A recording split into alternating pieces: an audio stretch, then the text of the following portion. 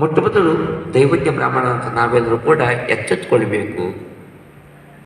ನಾನು ಯಾರು, ಎಲ್ಲಿಂದ ಬಂದವನು, ನನ್ನ ಆಚಾರವೇನು, ವಿಚಾರವೇನು, ನಾನು ಯಾವ ರೀತಿಯಾಗಿ ಬದುಕಬೇಕು ಎಂಬುದನ್ನು ಅವರು ತಿಳ್ಕೊಳ್ಬೇಕಾಗಿದೆ. ನಮಗೆಲ್ಲರೂ ಕೂಡ ಒಂದು ನೆನಪಿರಬೇಕು, ನಮ್ಮ ಸಮಾಜಕ್ಕೆ ದೈವಜ್ಞ ಬ್ರಾಹ್ಮಣ್ಯ ಅಂತ ಯಾವ ಹೆಸರು ಬಂದಿದೆಯಲ್ಲ, ಆ ಹೆಸರಿಗೆ ಕಾರಣ ನಾವಲ್ಲ, ನಮ್ಮ ಪೂರ್ವಿಕರು, ನಮ್ಮ ಹಿರಿಯರು ಅಂತೇಳಿ.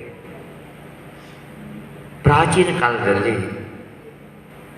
4000 ವರ್ಷಗಳ ಹಿಂದೆ ನಮ್ಮ ಹಿರಿಯರು ಸರಸ್ವತಿ ನದಿ ತೀರದಲ್ಲಿ ದೇವರನ್ನು ತಿಳಿದು ದೈವ ಯಜ್ಞಗಳನ್ನು ಮಾಡ್ತಾ ಬ್ರಾಹ್ಮಣ ವೃತ್ತಿಯಲ್ಲಿ ಬದುಕ್ತಾ ಇದ್ದುದರಿಂದ ಅಂಥ ಒಂದು ಸಮುದಾಯವನ್ನು ಇತರರು ಗುರುತಿಸ್ತಾ ಇದ್ರು, ಇವರು ದೈವಜ್ಞ ಬ್ರಾಹ್ಮಣರು ಅಂತೇಳಿ.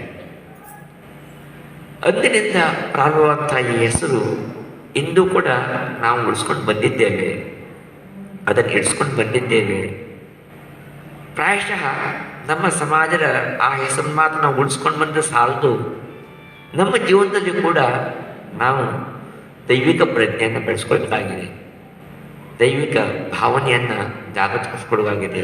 ಅಷ್ಟೇ ಅಲ್ಲ, ನಮ್ಮ ಆಚಾರ ವಿಚಾರ ಆಹಾರ ವಿಹಾರಗಳಲ್ಲಿ ಬದಲಾವಣೆಯನ್ನು ತುಂಬಿಕೊಳ್ಬೇಕಾಗಿದೆ.